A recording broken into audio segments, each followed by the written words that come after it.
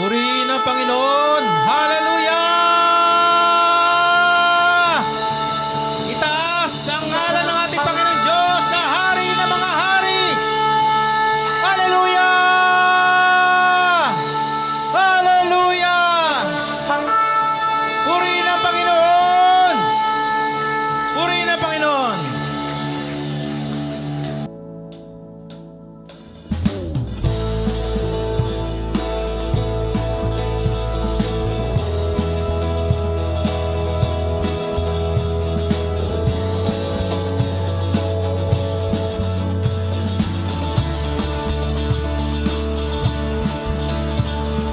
Come all you weary, come all you thirsty, come to the well that never runs dry. Drink of the water, come and thirst no more. Come all you sinners, come find His mercy, come to the table, He will satisfy. Taste of His goodness, find what you're looking for. For God so loved the world that He gave us His one and only Son to save us. Whoever believes in Him will live forever.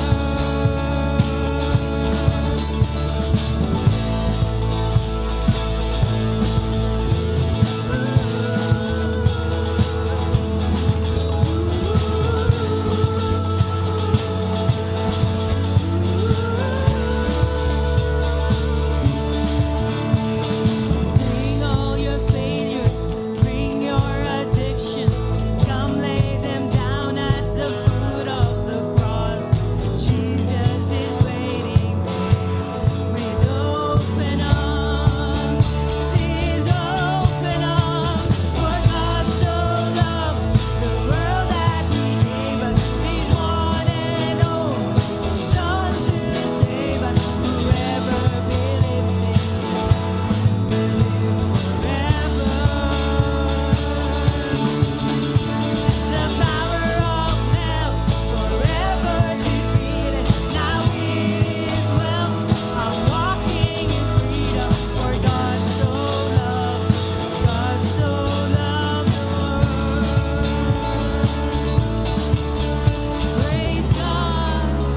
Praise God, from whom all blessings flow.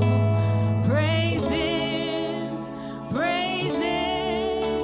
for the wonders of His love. Praise God, from whom all blessings flow. Praise Him, for the wonders of His love. For God so loved the world that He gave us His one and only Son to save. For God so loved the world that He gave us His one and only Son to save us. Whoever believes in Him will live forever. The power of hell forever defeated. Now it is well. I'm walking in freedom. For God so loved the world. Bring all your failures, bring your addictions. Come lay them down at the foot of the cross.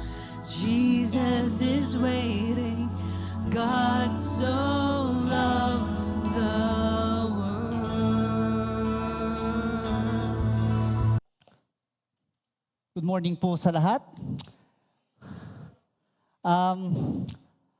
Nagpapasalamat tayo sa Panginoon, bunga din ng panalangin. Natutuwa tayo kasi nung na-start tayo ng growth class for the young couples since last Sunday. Nagtutuloy-tuloy po siya.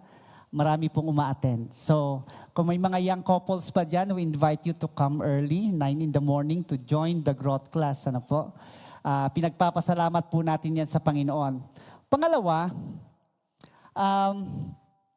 sino yung mga adults dito na mayroong mga bata sa bahay nila? May mga children. Taas nga po yung mga kamay. Parang konti lang. Walang children sa bahay nyo? Wala. Ang daming bata dito kanina.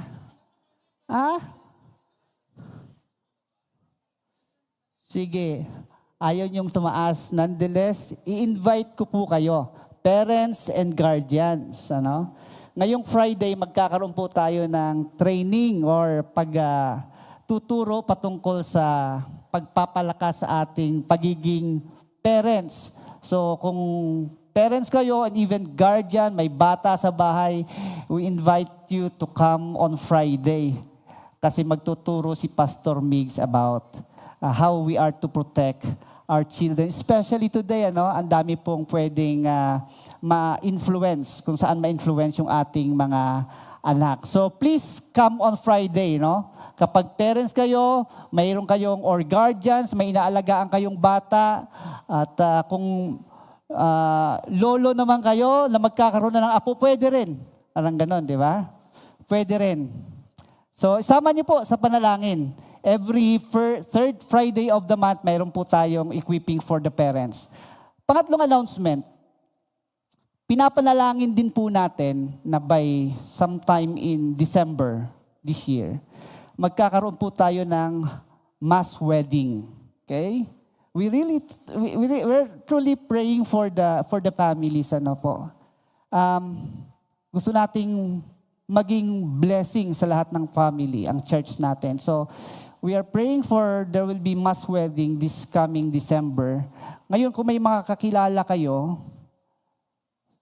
kahit hindi taga MCF, kahit kakilala nyo outside MCF, neighbor, friend, na hindi pa kasal, nagsasama o gustong magpakasal kasi gusto na rin magsettle, please approach our church office kay Ate Debbie, magpalista in contact number. So, we're praying for it. Titingnan namin kung paano namin uumpisahan at tutulungan yung ating mga gustong magpakasal this year. So, include that in your prayer. Okay? And last Friday nga po, last Sunday, anong message natin? MCF in action. Anong message last Sunday? The message was, kalimutan nyo na kaagad, praying together, Praying together, sa pagpipray natin, we are encouraged to pray unanimously. Ibig sabihin talagang there is unity in the body of Christ. We pray unanimously, we pray harmoniously. So ibig sabihin, isang tono lang, maganda sa pandinig, di ba? And third, we've learned that we have, as a body of Christ together, we pray unceasingly or continuously. Yun po yung ating pinag-aralan last day. And that's prayer, talagang tinitingnan natin yan. Ang prayer is really an active service to the Lord. Kaya MCF in action, praying together. And today, tuloy-tuloy din po tayo MCF in action, but this time, we'll focus on praying and fasting. Okay? Praying and fasting. Sa binasa natin kanina, ulitin ko lang, sa Acts chapter 13, verse 1 to 3, now in the church at Antioch, there were prophets and teachers, Barnabas, Simeon, who was called Niger, Lucius of Cyrene, Manaen, a close friend of Herod, the Tetrarch, and Saul. As they worshiping the Lord and fasting, the Holy Spirit said, set apart for me Barnabas and Saul for the work to which I have called them. After they had fasted, prayed, and laid hands on them, they sent them off. Pray muna tayo sandali. Panginoon, kami po ay muli lumalapit sa iyo, Lord. Ikaw po ang magpaliwanag sa amin. Enlighten us by your word, Father God, through the work of the Holy Spirit in and through us, Father God. Help us to understand your word, and at the end of the message, Lord, we will be guided how to obey you, Father God. Help us, Father God, to understand and to learn from you. Let your word pierce into our mind and to our hearts that we may be able to understand them, Lord. We entrust everything to you. This we pray in Jesus' name. Amen. Okay, here's the big idea. Prayer and fasting are not inactivity. Sinabi natin MCF, in action, hindi isang word yun, ano? MCF, in action, yung inactive, dalawang word yun. Kaya sinasabi natin, prayer and fasting are not inactivity. Hindi passive, ibig sabihin. They are active. They are the frontline ministry, active service to the Lord. Praying and fasting. Now, that's the big idea.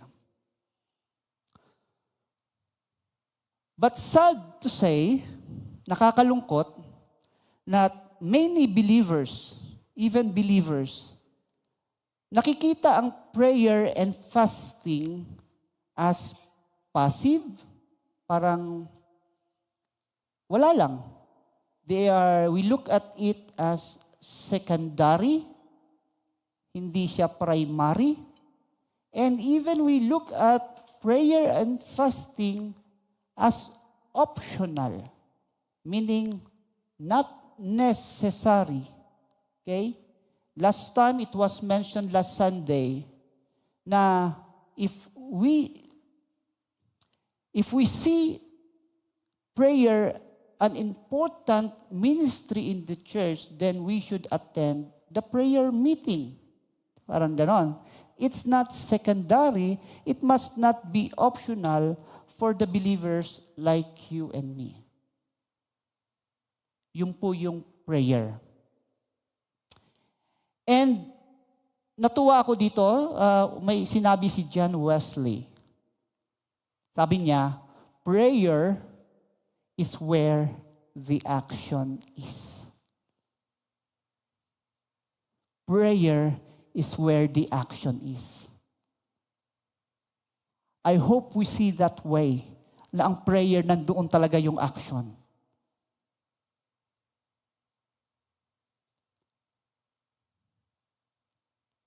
Bagamat hindi siya masyadong visible to many of us, yung mga nananalangin, but somehow we pray that every one of us will be able to see prayer as an active work and where the action really is in the church.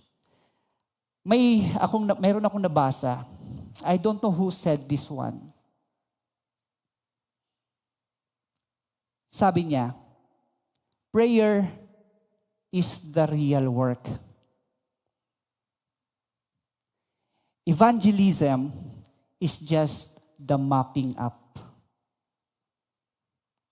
We're not saying evangelism is not important. Pinapakita lang dito yung mas importante ang pananalangin. Sa Tagalog nga, gusto kong basahin sa Tagalog, translate ko eh. Ang panalangin ay ang tunay na gawain. Ang ebanghelismo ay ang paglilinis lamang. Hope tama yung Tagalog ko, no? So, pinapakita, ano yung mahalaga? While evangelism and mission are very important in the life of the church, hindi natin pwedeng isantabi ang pananalangin. It is the front line, an active service to the Lord. Sa Antioch, sa binasa nating text kanina,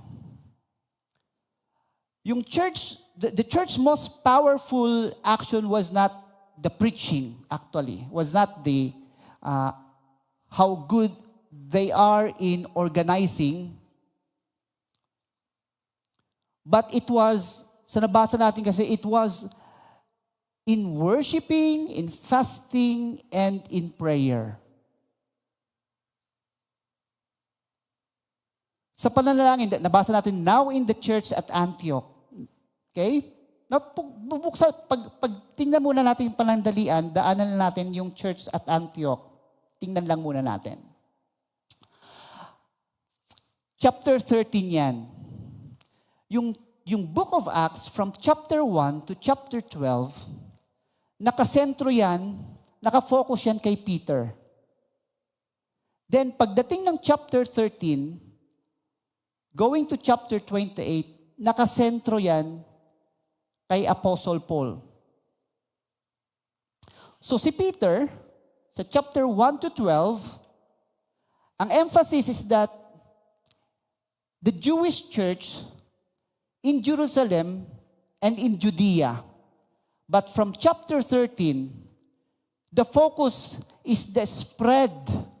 Si Paul na to, no? The focus is the spread of the Gentile church. Pag sinabing Gentile church, non-Jewish church. Okay? The focus was the spread of the Gentile church throughout Roman world, which began the church in Antioch. The first missionary trip ni Apostle Paul began in Antioch. Kumalat ang church, ang Kristyanismo sa Roman world. It started in the church in Antioch. At alam naman natin yung lawak ng Roman world. Under the Roman Empire hanggang west, di ba? The Western world, the Europe, yeah? Hanggang umabot yan. Ganun nag-spread ang gospel, nag-advance ang gospels, it started sa Antioch. And Antioch was the first major Gentile Christian community kung saan doon nag-umpisa. It becomes a launching hub for missionary expansion into the then Jewish world. At dito rin, unang tinawag yung mananampalataya as Christians. At dito rin, kung saan kinumission si Paul and Barnabas for the mission. It was here sa church in Antioch. And the Antioch church is a diverse community. It is a diverse community. It's not a Jewish church. It is a Gentile church composed of many people coming from different place. Minansin dyan, makikita na kaagad natin dyan, there is yung leadership in this church. Nakikita natin yung unity and diversity.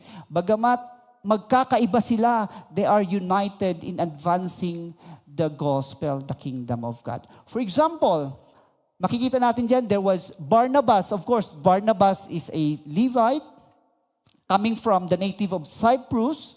Makikita din natin, nabanggit dyan si Simeon, who was called Niger. Of course, it's from Africa. Okay? Si Lucius from Cyrene. Cyrene is also like in the modern Libya. We can also see there si Manaen, a close friend of Herod the Tetrarch. Si Manaen, actually, a close friend of Herod the Tetrarch. Si Herod, ito yung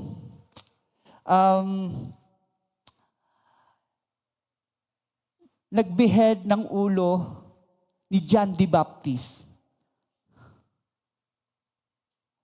At kaibigan niya to, si Manaen. Very childhood friend, close friend, who became Christian. Ganon yung diversity in this church. Yet they were united. They were united as far as the gospel is concerned. So, makikita natin dyan, in that church at Antioch, they worship, they pray, and they fast. Okay? Makikita natin dyan sa church na yan. Ngayon, balik tayo sa ating topic, MCF in action. Praying and fasting. Now, what is praying and fasting? Ano ba ang prayer? Ano ba ang fasting? What is prayer? Prayer is active service because it seeks God's will. You know, what I've learned as I grow in the Lord, yung panalangin pa lang na, Lord, ano yung will mo? Ano na yun?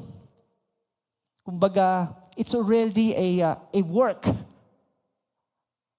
Hahanapin mo, isisik mo yung will ni Lord.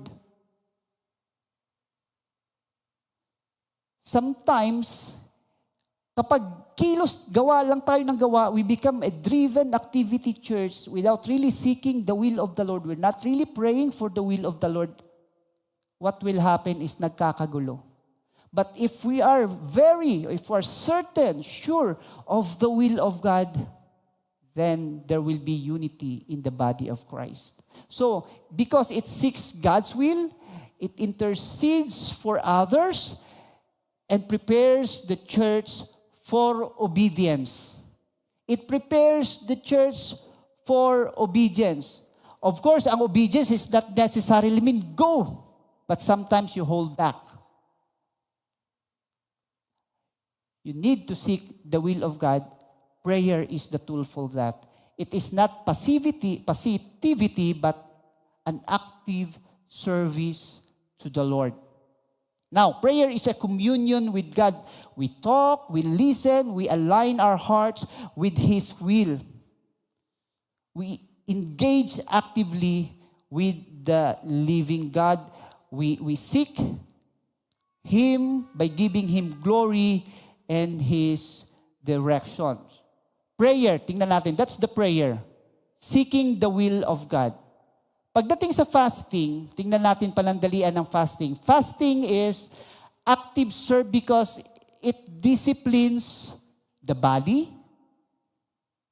clears distractions. Ibig sabihin, when we fast, we become more focused. Maraming distraction sa mundo. Mag-aaral ka nga lang, magno-notify si Facebook. Minsan ako ganun, nadidistract ako. Nag-aaral ka, that's okay. It clears distraction. There are many distractions in this world. It intensifies prayer, making the church more attentive to the voice of the Spirit. Kaya hindi tayo nakakarinig sa Panginoon. Nahihirapan tayo makinig. We are distracted. We are defocused. We are not sensitive to the moving of the Spirit of God. We're not even able to listen to His voice kasi we are so focused on other things. Distracted yung buhay pa natin. Walang quietness. In fasting, it disciplines our body. Fasting is voluntary abstaining from food. But not only food or other comforts.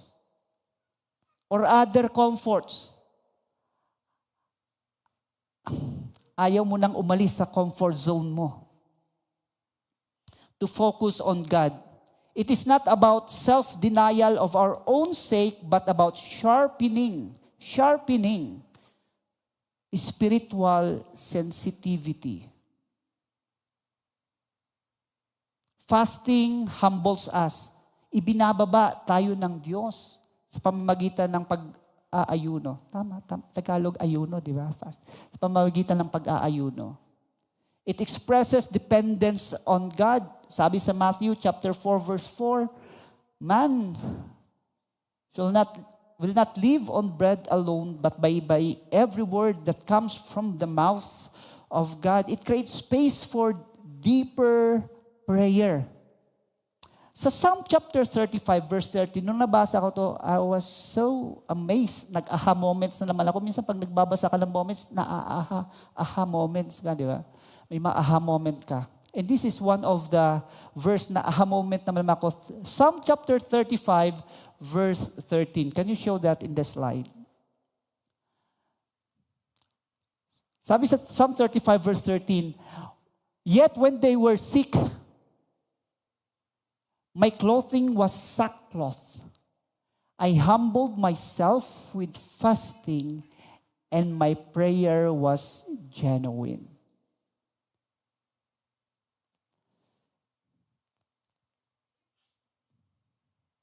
Aha moments ako kasi nagpa-practice talaga ako daily fasting. But not mainly on spiritual reasons, but on health reason. Sabi diyan, when they were sick, my clothing was sackcloth. You mourn, actually. Sackcloth means mourning. I humbled myself with fasting. Kasi naalala ko, nung maliliit tayo, di ba pag nagkakasakit tayo, sasabihin, nawawalan tayo ng appetite. Tapos sasabihin ng magulang, kumain ka para lumakas ka, di ba? But when I realize itong verse na to, it's God's way to heal us if we abstain from food. It regenerates our body. Pero nakakatuwa, this is about prayer. I humbled myself with fasting and my prayer was genuine.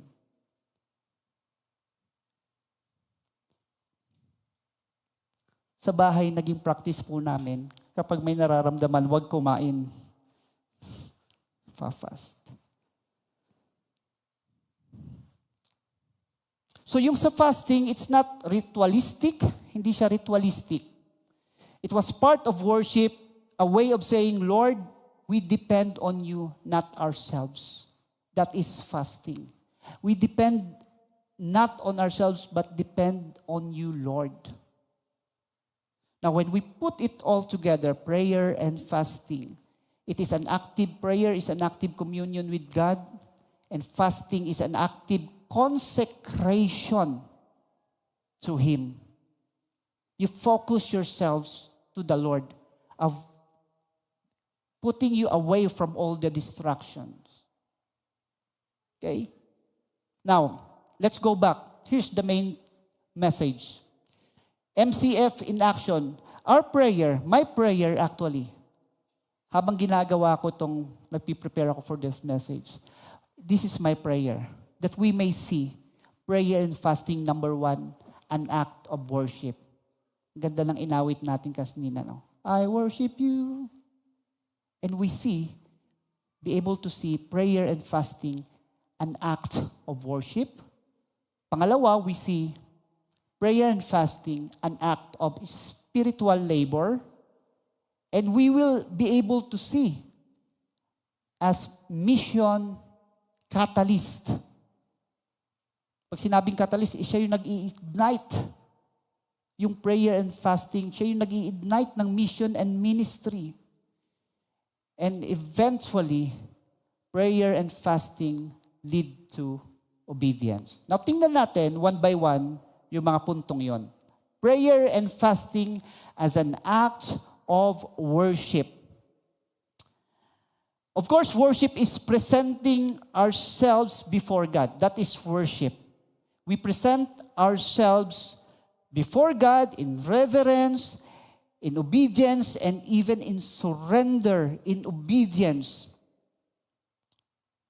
And mababasa natin sa Romans chapter 12 that prayer and fasting can be ways of offering our bodies as living sacrifice.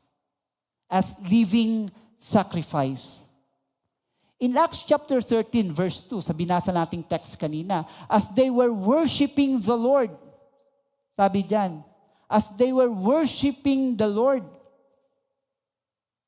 Anong ibig sabihin ng worship na nakasulat dito? Binasa ko sa NASB 1995, instead, ang ginamit na word is ministering. As they were ministering to the Lord. Dito sa CSB version, worshiping the Lord.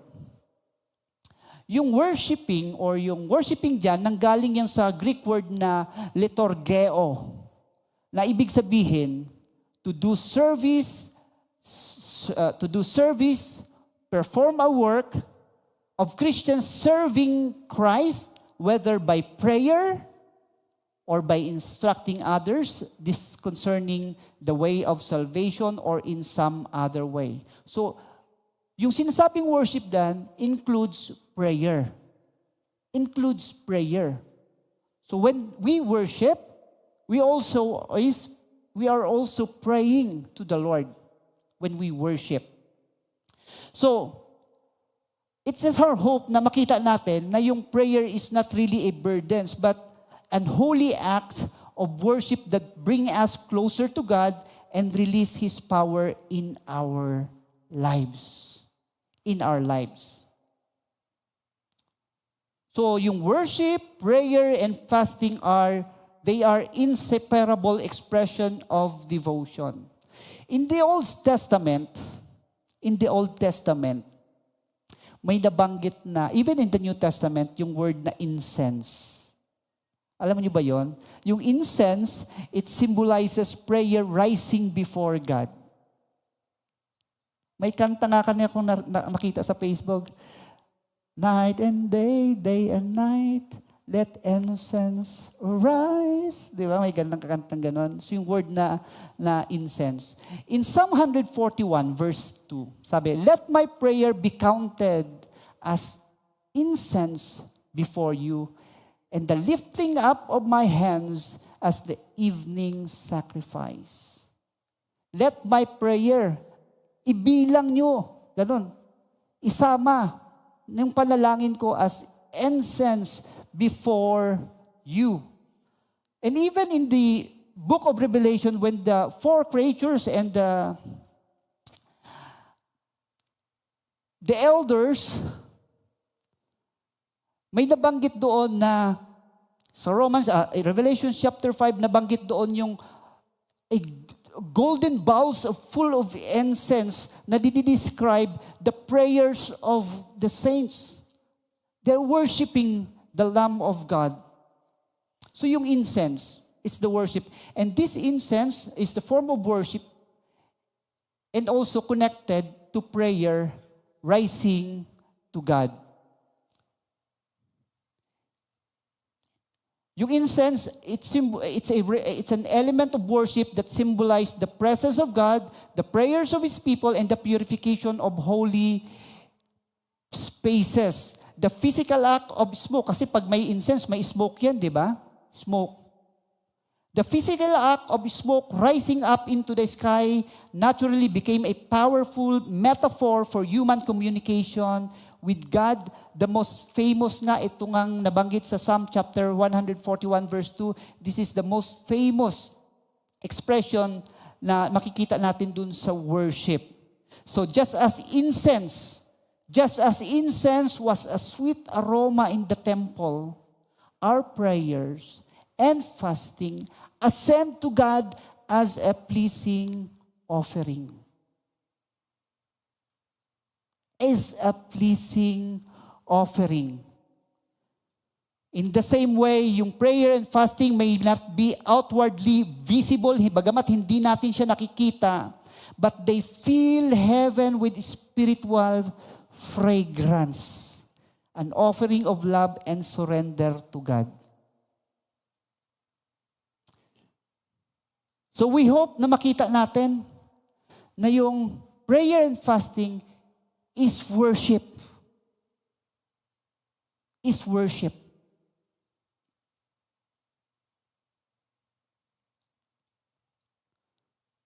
And in this act of worship, sinasabi natin, Lord, you are worthy of my time, my hunger, my focus, my devotion. Yun ang sinasabi natin. Number 2. Prayer and fasting, an act of spiritual labor. Parang hindi tugma, no? Labor. Sabi nga natin, yung prayer and fasting should not be optional extras. Na parang pag wala kang gagawin, okay na, punta tayo, ganito, pray tayo. Okay?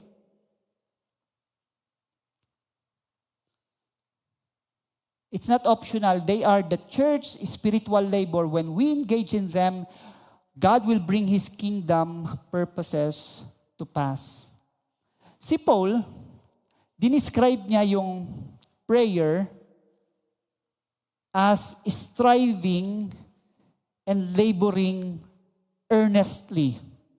Let me just read to you from Romans chapter 15 verse 30. Sabi ni Apostle Paul, "Now I appeal to you, brothers and sisters, through our Lord Jesus Christ and through the love of the Spirit, to strive together with me in prayer to God on my behalf." Strive. Pag sinabing strive sa Tagalog yun, magpursigi. Tama ba? Magpursigi. And in Colossians chapter 4, verse 12, sabi din si Apostle Paul ulit, sabi niya, "Epaphras, who is one of you, a servant of Christ Jesus, sends you greetings. He is always wrestling, struggling, working, laboring. He is always wrestling for you in his prayers so that you can stand mature and fully assured in everything God's will." We pray for one another. We wrestle for everyone to mature. Di ba? So makita mo, ang prayer, it's really a work, an active service to the Lord. These words show that prayer is requiring effort, persistence, and spiritual energy. Wala na bang energy? Ibuhos po natin yung energy natin sa pananalangin. Seeking the will of the Lord. Depending on Him. Focusing on Him. Avoiding all distractions of life.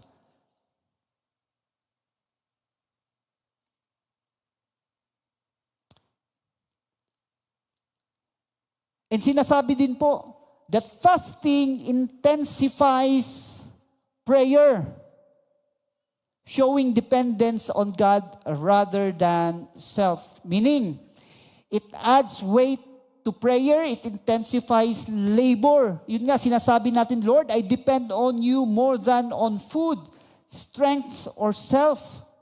By humbling ourselves through fasting, we sharpen our spiritual focus and deepen our dependence on God.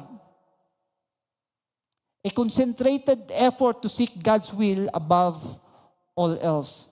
That's fasting. You go deeper.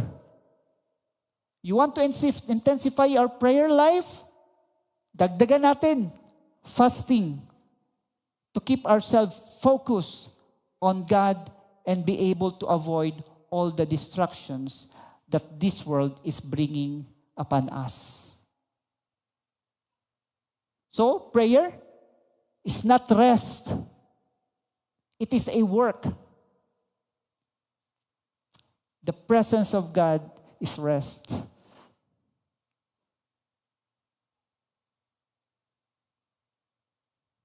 It is the church labor to seek God's will, to intercede for others, and to stand against spiritual opposition. At ihinantulad ito sa farmers. Just as farmers labor in the field for harvest. Di ba? The church labors in prayer, in fasting for spiritual fruit. Amen? You want to see spiritual fruit? The church must labor in prayer and fasting.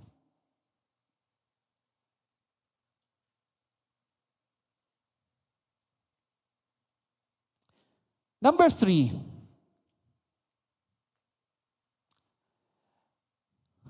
we pray that this church may see prayer and fasting as a mission catalyst.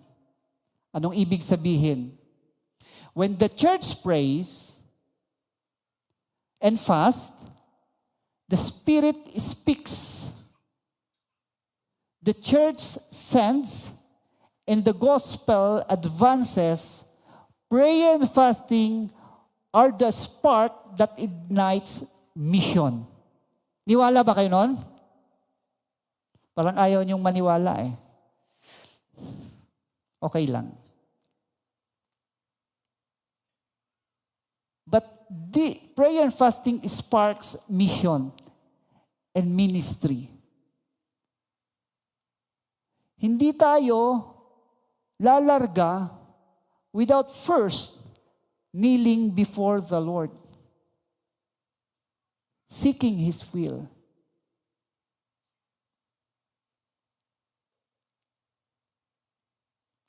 Balik tayo dun sa Acts chapter 13, verse 2 and 3. Nabanggit doon, as they were worshiping the Lord and fasting, the Holy Spirit said, set apart for me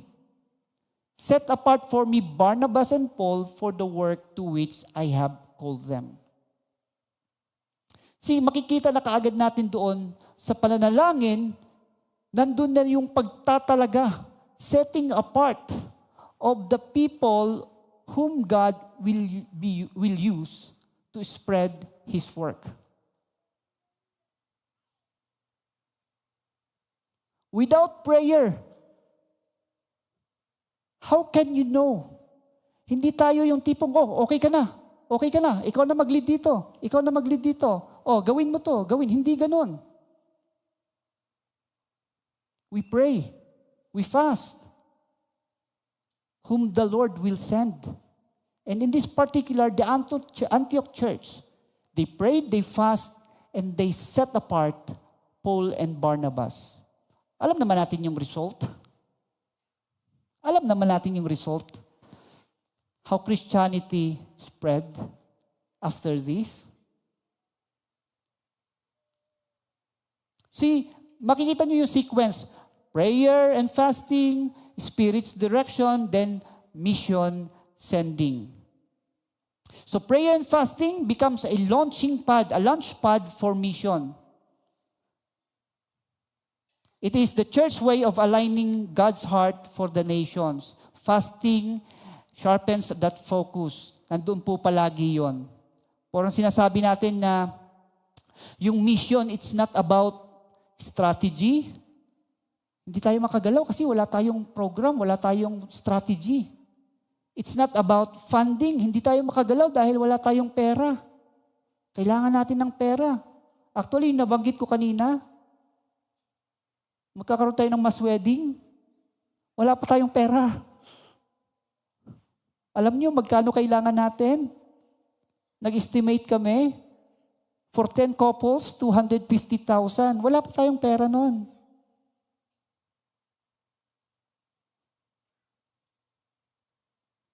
So it's not about funding. Kung may pinapagawa sa inyo si Lord, huwag kaagad perang tingnan nyo. Gawin nyo. Sumunod lang kayo. The Lord will provide. Kung paano yun, we don't know. We trust the Lord in every step of the way.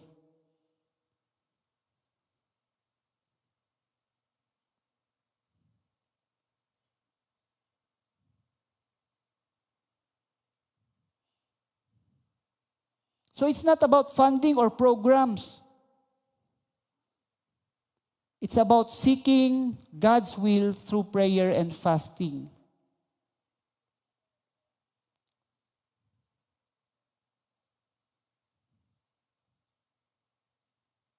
That's number 3. Number 4. Mabilis lang naman tong preaching ko. Prayer and fasting lead to obedience. Lead to obedience. Sabi nga natin kanina, yung ito, lahat ng ito, mission is the launching, yung prayer and fasting is a mission catalyst, it's a launching pad for mission. But eventually, it's a launching pad, dapat may take off, di ba? Magti-take off kasi may launching pad. Prayer and fasting are not just spiritual disciplines, they are acts of obedience that prepare us to respond to God's call. The church in action is a church that prays, fasts, then obeys. Balik tayo doon sa Acts chapter 13, kanina binasa natin. Sabi doon, they sent them off. They sent them off.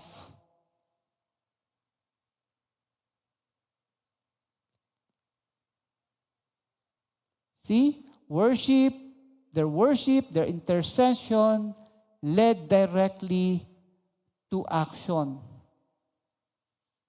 Ibig sabihin, na yung prayer and fasting, hindi siya yung end. It's not the ends in themselves. They prepare the heart for obedience to God's revealed will. Tandaan po natin, ito, prayer always leads us to action. Prayer without obedience is incomplete. Wala ka doon? Prayer without obedience, whatever pinapagawa sa inyo, Lord, it requires you to obey, but kung walang obedience doon, that's incomplete. It must move from revelation to action. Ang mahirap kung walang revelation. Pero kung tunay kayong nananalangin at nag-aayuno, siguradong may ihahayag si Lord. May revelation si Lord. Hindi pwedeng wala. God always communicates. He wants us to hear Him. He always in the business of revealing Himself to us. He is always in the business of revealing Himself to us. Kung naka-attend kayo ng experiencing God natin dati, yung EG. Sabi doon, God speak to reveal Himself, His ways, and His purposes. God is always speaking, revealing Himself. Not just Himself, His ways, and His purpose. Malinaw po yun. So tandaan po natin, prayer without obedience is incomplete. It must move us from revelation to action.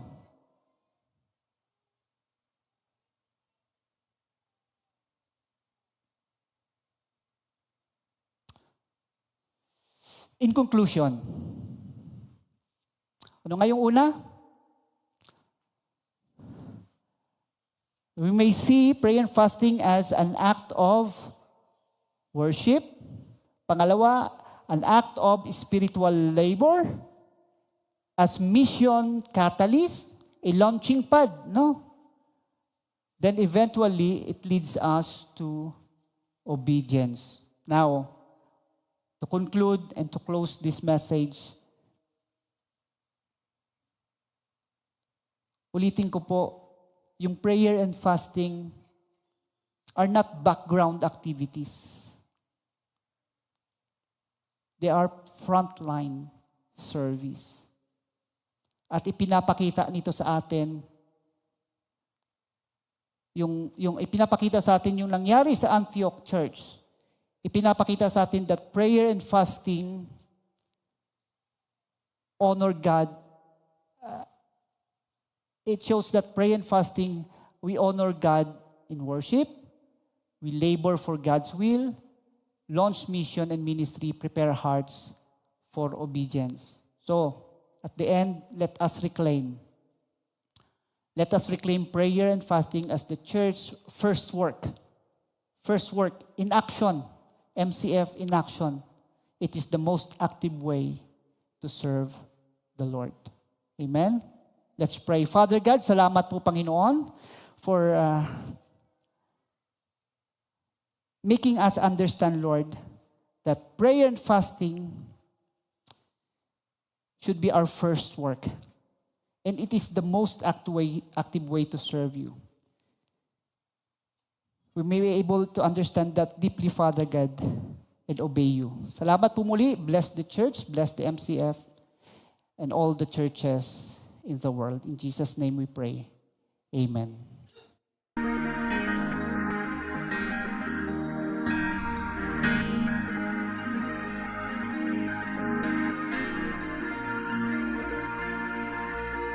Make us your showcase and a attraction for you, then others may see who you really are, and what you can do.